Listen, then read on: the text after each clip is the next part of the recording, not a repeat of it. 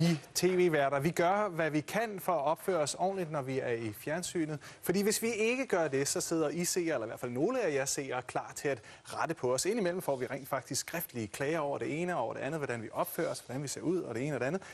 Forleden fik jeg en klage, som handlede om længden af mit hår. Der var simpelthen en dame i Esbjerg, tror jeg det var, som syntes, at mit hår var for langt i nakken, og hun kunne simpelthen ikke lade være med at fokusere på det, skrev hun. Hun mente ikke, at jeg behøvede at kronrave mig ligesom en vis anden, men en lille stusning ville være på sin plads. Og så kan jeg så i parentes bemærke, at jeg fik en stusning, men det var altså ikke derfor. Og så er der også nogen, der klager over dig, Mads. Og det handlede om mad i munden. Og det er fuldstændig det samme. Altså helt det samme. Vi skal over og smage på hjemmelavet æbleskiver om lidt. Men først, i morgen, der kan I jo alle sammen komme ind og møde. Det hører du. I æbleskivebåden her i Nyhavn. Og hvad I ellers kan opleve, det kan I se her. Altså, den forstår jeg så godt. Men når man er i gang, og man ved godt, det er ikke skidt det her, men så får man i øresnegle at vide, der er 10 sekunder tilbage, så bliver man jo nødt til at få sagt sine ting færdigt. Du har en del mad i munden. Ja. Det er et faktum. Men nu har vi fået en ekspert i kropssprog ind til at lære os lidt omkring de her noder og unoder. Måske gøre os lidt smule klogere, så vi får knap så mange klager. Nu drikker jeg bare for han lægger hårdt ud. Det er Jakob Lichtenberg. Velkommen til. Tak. Hvordan kan det være, at vi kan, om jeg så må sige, påvirke vores seers følelser så stærkt, at de ligefrem klager over måden, vi tager os på og bevæger kroppen osv.? Altså, jeg tror lige, når vi kommer til Masses eksempel her med mad i munden, så er der faktisk en del forskning i afsky. Og et af de resultater, man har fundet ud af, det er, at de processer, der foregår inde i kroppen, altså de ting, der foregår inde i kroppen, og når de kommer ud, så har vi faktisk en kropslig reaktion over for dem. Det er måske ikke så underligt med afføring og med slim og med urin og sådan noget.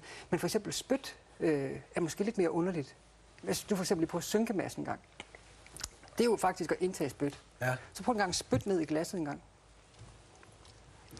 Nu har jeg spyttet. Og så drik glasset nu. Det går ikke. Nej, det vil jeg da ikke drikke. Nej, fordi nu er det pludselig blevet afskyeligt. Ikke? Nu er det pludselig blevet grimt. Jo, det kan Nikolaj. Og det er jo, ja, præcis. Men det er jo faktisk, det er nogle af de eksempler på, at vi afskyer ved det. Og noget af det, man gør, når man reagerer med afsky, det er, at man prøver på at lukke indtrykkene ude. Så man spænder ved at lukke øjnene sammen, og man puster ud og lukker op i næsen. Det er sådan noget afskyeligt. Også der er det, der faktisk bliver til det, når vi foragter noget. Det er den samme reaktion. Sådan, Vi har endnu et klip, som du skal se, og det er vores gode kollega Puk Elgård, som har noget med sit bestik, når hun står og taler. Det er jo, ikke mindst, når hun står i køkkensammenhæng, og det er jo ikke så svært at se, hvad der sker. Hun peger med sit bestik. Hun peger mere, og hun peger stadig. Hun kan godt lide at pege, men det er altså en uskik, har vi fået at vide af en opmærksom seer. Hvorfor er det det? Ja, altså jeg tror modsat, når Mads han åbner munden, hvor det er måske mere en kropslig reaktion, så har det måske her mere at gøre med kultur. Hvordan vi opfatter god takt og tone. Der er masser af klassiske eksempler på, at kropssprog bliver forstået forskellige kulturer. For eksempel er mange danskere, der tager fejl af det her, når de er i Indien, som betyder ja i Indien.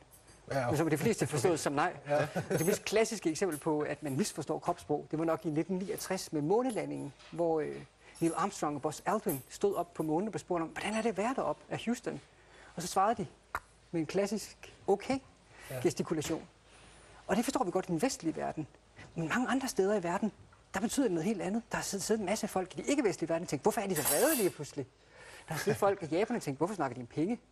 Og måske kan man sige det helt grelle tilfælde af Venezuela, hvor de siger, bøsser? Hvad er det her? Hvad var det her? Nå, vi ved, jeg troede, det blev tak i trafik. Når vi tager fat i Puk, ikke, altså, så kan man sige, det forstår selvfølgelig forskelligt. Og måske er noget af det, altså ud det synes, om hun er ved at ramme nogen med sit bestik, så kan det også være, det minder om nogle kaldt dirigerende eller baton-gestikulation, hvor man sådan lidt, eller den her, sådan, nu skal jeg vise jer noget. Og det passer måske ikke ind i Puks ellers normalt meget levende stil.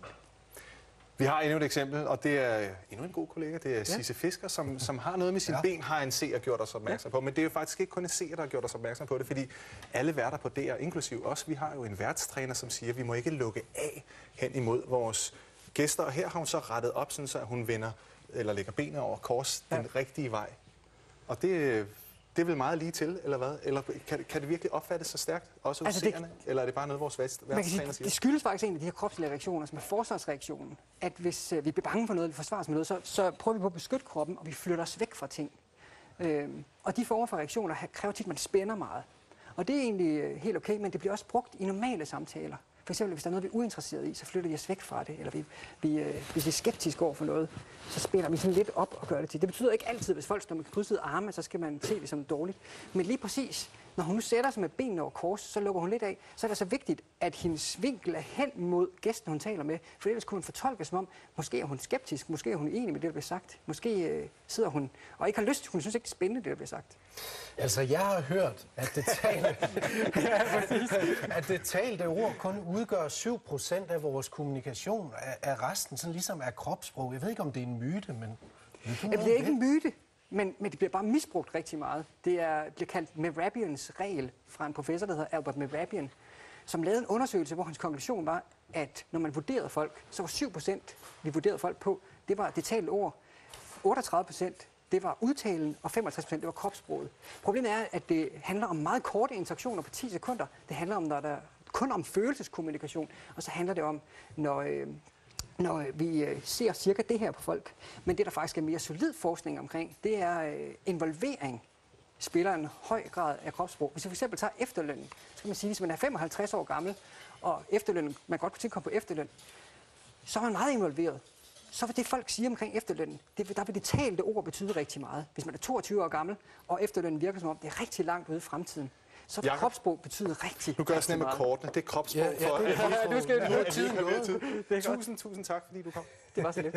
Og nu forholder det faktisk sådan, at Mads, det er sidste dag for dig her på Aftenshowet i denne omgang, men i hvert fald slutter du på Aftenshowet i dag, og derfor... Altså, vi har lavet et lille sammenklip af nogle... Vi skal hen og snakke med James og Adam. Nej, vi skal ikke hen og tale med James og Adam. Vi har lavet et lille sammenklip af de situationer, som vi gerne vil sige undskyld for.